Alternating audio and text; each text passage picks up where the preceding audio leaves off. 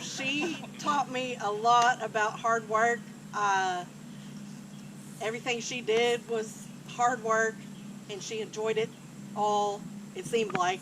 And then this other time, real quick, we went to the lake house, and we decided we were going to go skiing. And I'm probably in my late 20s, early 30s, and Aunt Sue's probably around 60. Yeah. Late 60s, probably. Mid 60s. 29. So she decides she decides to tell me that we're going to. She can stay up on her skis longer than I can. I'm like, old woman, please. And you know, that's just. And she was like, I bet I do. I bet you don't. Damned if she didn't. And like by a lot. So I was like, never again did I challenge her to anything. She forever had bragging rights over me.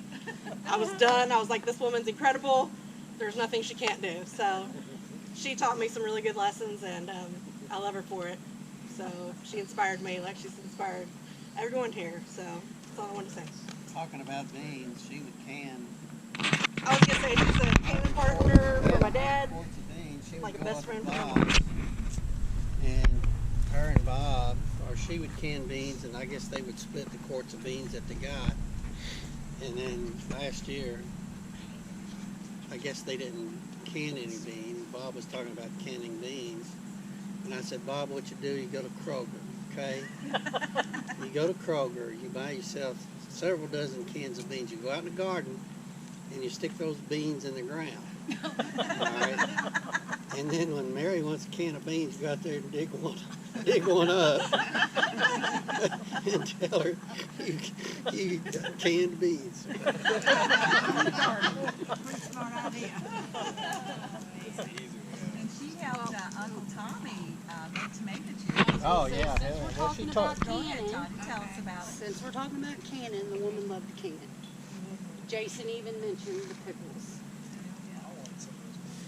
She would make like, and I'm not even lying, 80 gallons of pickles a season, because that was our snacks. There wasn't no Little Debbie's, they wasn't no nothing. They was pickles, and that's what they was. They was pickles or peanut butter, take your pick. Christopher and I came up with some ingenious ways for pickles. I would have a pickle and mustard sandwich, and he'd have a pickle and tartar sauce sandwich, because you got to change up the pickle here and there. But she did the whole canning thing. I didn't get that part of my mom. I didn't. And I would rather take a beating than have to work in the garden. When she, I'm getting to that beating here in a minute. I'm getting to that. When she cooked, she couldn't, you couldn't cook a pot of macaroni cheese in a pan and put that pan on the table. No, it had to be transferred from that pan to a bowl to be put on the table. We would literally, Valerie, Christopher, and I, you could spend 2 hours having to clean up her kitchen, her dinner shit. And it was every flipping day but Saturday.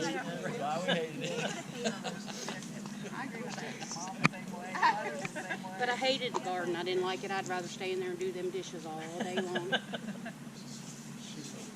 And it was pinto bean day. Pinto beans. It was pinto bean day. And I wasn't about pinto bean day. Mother said otherwise. Oh, geez. So we do our, I don't even remember anything that led up to anything other to the point where me and my mouth said, break your own damn beans. Oh. Does anybody here know what a Kirby vacuum cleaner is? Well, they would have these long, hard plastic hoses that had ridges down the side. Well, one of ours had broke, and she had to replace it. So what did Mary Sue do with that one? She saved it for whoopings. I tell her, we're in the kitchen, I tell her about her beans. She kept it handy. This is the sad thing. She kept it handy. It wasn't something she had to dig out every now and then. No, it sat right there in the corner. She kept it handy. I don't know anybody else. She met probably me the most. But anyway, she grabs this thing, and I take, if anybody's ever been to her house, I ran out that kitchen so fast, around the side, out the side door of the kitchen porch, and I go, and I made it. I made it. I knew I made it. I made it. And I get to the end, and I go, and I leap off, and about that time, kapow! I had the biggest bruise and scar. And then I'm pretty sure I still had to break beans, so. All of that for nothing. But that's what she did, man. Our father worked, and she cooked and canned and all the food. It's what she did. Watermelon pickles, strawberry preserves, mint jelly. For Christmas, she always made them green and red lime pickles. She'd put the food coloring in them. And Mom did bake. She baked one She thing. did bake. It was called rum. I think it might have been rum with cake. I'm not sure it was cake with rum. Or rum before cake. She made rum cake for my wedding. Do you remember the time where someone broke into her house? But the woman, and she stayed. She You don't don't know that story. She walked. Does everybody know this? This is a good one. It's a good story. So Wait a minute. they were living on Chapiz, and she was working in Bardstown. And of course, where she lives is right off the highway. So she comes home one day from work by herself, Miss Invincible, walks in, and there's some woman sleeping on her couch. And she doesn't leave. And her door, she unlocked her run door. away. She unlocked her door and walked in. And their two children are there. They done ransacked her pantry and everything. And she didn't run And out. she didn't leave. She stayed. She walked And was right in. asking the woman, "What you doing in my house? She got a skillet. She got a skillet. She went and got a skillet. And What asked- you doing in my house?" "This ain't your house." They had a back and forth. This woman had stopped on her way back from Michigan from visiting somebody at an inmate somewhere in Michigan, and came back, pulled off the road. They were tired. She wanted a nap. Wasn't nobody home. Took a couple days to figure out. She took out all the screws to the side of the laundry room addition she put on, took them out, had slid the thing. They went in, put it, nobody.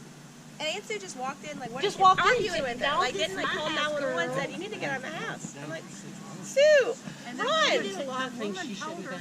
It's not your house, it's my house. Yeah, well, to argue And with they her. argued, and we're like, Sue, just leave and call 911. Don't argue with the lady. Jesus. Yeah. I'm surprised she did all that. She finally got the police. She got the did, but after police. she and argued They with did. They got But her. Aunt They Sue had arrested her her. skillet. I'm telling you, she had an iron skillet with her in her defense, just She in case she probably had. just said that to you to make what? She told me. I Well, believe everything she said. She never